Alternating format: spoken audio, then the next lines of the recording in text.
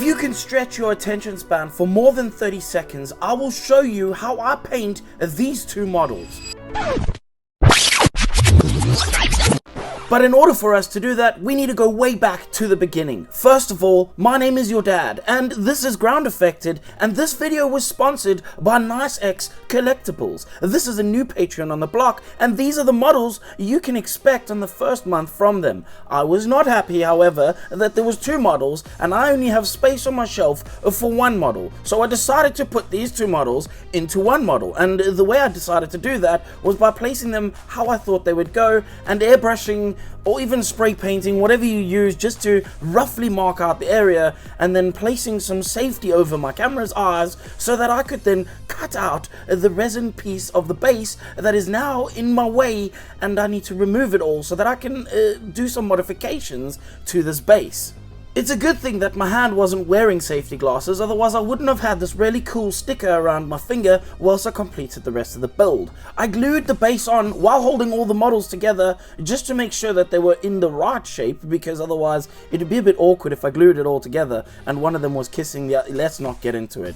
I then had some serious gappage that needed to be filled. Now, a lot of people would think you could use some green stuff, but I used the white stuff. You know, that toilet paper that you can find in the bathroom for free if you just go to your bathroom and don't tell your wife you're using it to make models with. I shoved this in all the gaps as tight as I could, and I used a medium grade super glue with an activator over the top. A very big disclaimer: if you're going to do this, make sure it's a ventilated space, because there is a lot of stuff that comes off of this that I'm pretty sure is very bad for you and you may die, as well as the next step is probably also very bad for you and someone's going to have a complaint, because everybody has a complaint about everything. Make sure to wear gloves when you do this, perhaps a mask, open the back door, and wear your lovely safety goggles when you do this as well. Not the clear ones, because those don't protect for this kind of damage. You need very special raving glasses. Essentially, these ones. They look really cool, and what you're going to do is paint all the gaps afterwards and cure it, stick it in the curer, have a little dance while you wait for it to cure, and Bob's your freaking auntie. Now we can start to paint this model, because we now have got the two models have become one, basically Hannah Montana in the model world. And for absolutely no reason whatsoever other than to make sure that I upset as many people in the comment section as possible, I used two different primers for this project. Of course, realistically, you could have used any one of these primers for this, because the paints we're going to paint over the top are going to cover most of this anyway. But we can also make use of that black and make a nice zenithal highlight. Zenithal. Particularly over the skin areas, because we probably could make use of this later on, but also on some of the other areas to help create a little bit of volume on the model. This step, a lot of people can argue, is not necessary, and I would agree in a lot of cases. If you are using paints that are so thick that you couldn't even see through them, then yes, this would not make any sense. However, even if your paints are so thick you can't see through it, it still makes a very small difference, just a little difference, and it certainly helps. And now, just to really annoy everybody, because I sprayed that lovely white paint from Citadel all over the base, I'm gonna just paint grey over the top of that anyway. And after I've painted grey, I'm gonna use some of this purple to give it a little bit of a tinge, because grey is a very boring color. There is no color in grey. It is in fact just black and white and no colors. So in order to make some colors, I put that purple underneath, and you can tell that I'm using a very low pressure on my airbrush when I'm trying to create these cloudy, fluffy sort of effects over the top of this model. Using the white, it speckles a little bit, and it really does help to sell the effect of smoky, cloudy stuff coming out of their feet. While I paint the colors of the heroes in the background, I would like to very much mention to you the sponsor of today's video is NiceX Collectibles, a very much new Patreon on the block in the neighborhood of Patreons, if there was a neighborhood of such things. NiceX Collectibles is one of those where you get STLs every month. In fact, you get 2 STLs every single month, as well as 2 busts to go along with those STLs, and these are the kind of models that you can be expecting from NiceX Collectibles. The guy who started this Patreon is actually very much invested in the collectible side of this entire hobby and has been doing this for near on 10 years, and this definitely shows in his choice of model making decisions. And if you want to be part of this new Patreon and perhaps part of those model making decisions in the future, then you should check them out in the description below so you can get these models as well as the Spider-Man model as well this month. That is available currently right now. Check out the description. Painting sold separately. Now, the most observant of watchers of this video will have noticed that I have currently made 2 mistakes in this video thus far, and I'm currently going to fix one of those mistakes very soon. But there was one very large mistake which I must very much thank Crushing Collectibles on the Instagram for mentioning it to me when I posted it in my story. And if you can notice where it is, make sure to leave in the description. You can't leave anything in the description, so leave it in the comments where and what you thought that I did wrong. Getting back to painting the model, let's talk about this white suit. White is a very difficult color unless you have deck tan. Deck tan makes everything better when you're trying to paint white. I don't know why. It covers really well. It's not one and done. Maybe 2 and sometimes 3 layers, depending on how dark the paint is underneath it. But all I did for the white of this omni man is literally just paint a deck tan over everything. Super little inside secret there. When I say I painted over the entire surface, what I do actually mean, in fact, is that where there is shadows, I maybe did 2 layers, and where I wanted highlights, I maybe did 3 or 4 layers, maybe even 5 layers of it, just to create the illusion of the depth. You know, them illusion things, right? Painting the invisible man, Invisy boy, frickin' this dude, when I painted him, I just used matte black, which is a very good coverage paint from Vallejo painting variety of paints. And I also painted his chest white, which is not white, it's actually deck tan, but let's pretend I said deck tan. And during this process, I kept the footage of me cleaning out my airbrush because I want everybody to know that actually, realistically, it's not all perfect sunshine and roses for everybody, and I deal with this during the middle of things all the time. You're not the only one having to strip things and keep painting. Look at how dirty my cup is. It's gross, dude, but I will keep painting like this and I never have an issue. I use a little bit of grey over the top of the suit to create some volumes over that very solid flat and matte black that I put down previously.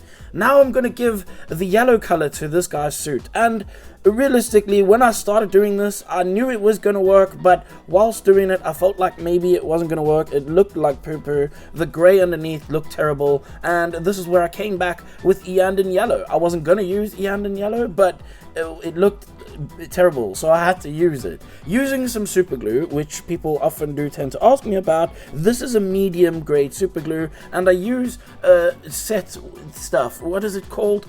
Activator. That is the stuff to make it glue and seal and dry and go cured and hard, far. It's quick. It's much quicker than waiting and holding parts together. I can literally just spread and boop, it's stuck together. Thank you for coming and no more worries.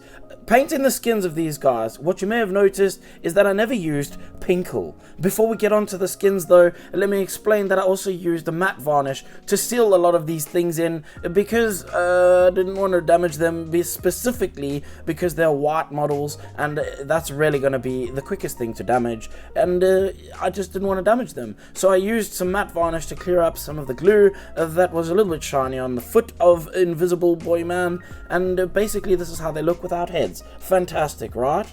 It was at about this time when I was notified that the color that I had painted Invisible Boy Man's hands is the wrong color. They needed to be yellow. Of course, they needed to be yellow. So I sprayed them gray, gave them a zenithal highlight, and then painted yellow over the top of them with Iandan yellow from the bottom to give them some of that juicy shadows that I had placed on his chest.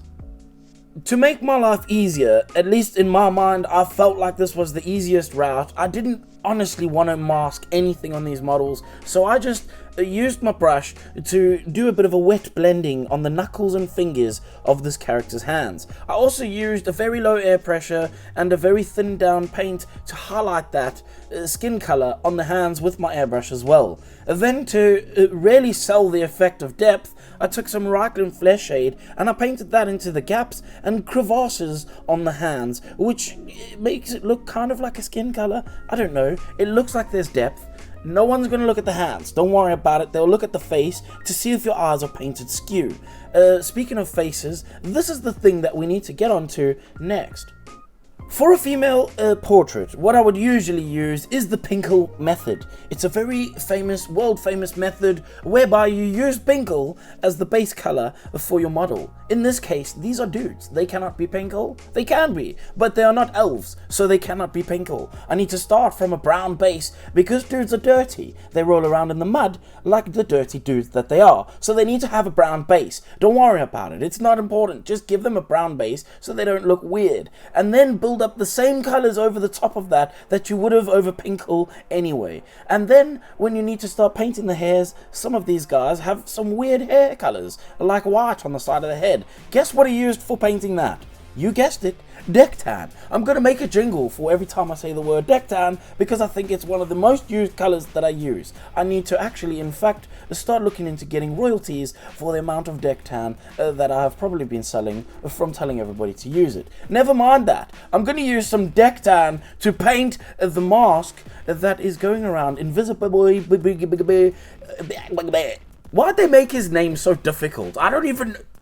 When I painted him, I needed to give him a nice white base coat so that I could add the yellow on later. And I discussed this with a crushing collectible guy as well on the internet because he went a different route and I said I was going to take the lazy and cheap and dirty method and I used Yandan yellow. Let me tell you why I used that, because that also oversprayed onto the skin tones, thus tanning the skin tones that I had placed onto the body and giving me the shadows that I needed on that lovely warm skin color. Painting his hair black, just one solid black. I'm not even going to put a highlight on that because it's absolutely unnecessary. Around his eyes, however, I'm going to paint them black first. He's got these goggles on his face and it's a cartoon. So in the cartoon, they would need to create some form of expression and they would need some form of black line around these goggles. And so I created that black line by just painting them black first and then coming back later and painting a white in the middle of them, which was not white, it was deck tan, but we won't talk about it.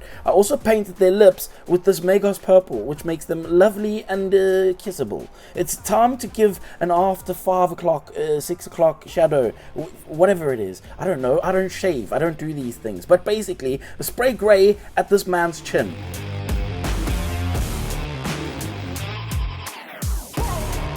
Remember I said I painted deck tan in this dude's eyes? I painted deck tan in them, very carefully shaping a very thin black line around the outside of his googles. And once those googles looked extremely googly, I was happy with this guy and he basically is done.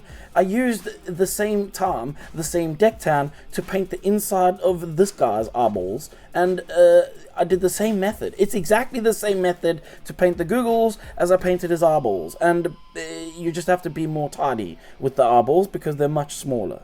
I also painted at this point the irises on his eyes, which are going to be blue, I think. Hopefully they're blue, otherwise I made the most awkward mistake ever. And once I had done painting them, I gave them a lovely gloss varnish, which unfortunately will ruin any photos you ever take of your model, but it looks good in real life. I then also gave that same gloss varnish to the eyeballs of this dude and as well as his lips. And once all the moist areas were sufficiently moist looking, it's time to take that superest of super glue and stick it into the neck of these models and then place their heads on top of their body so that I can turn around and call these models officially done.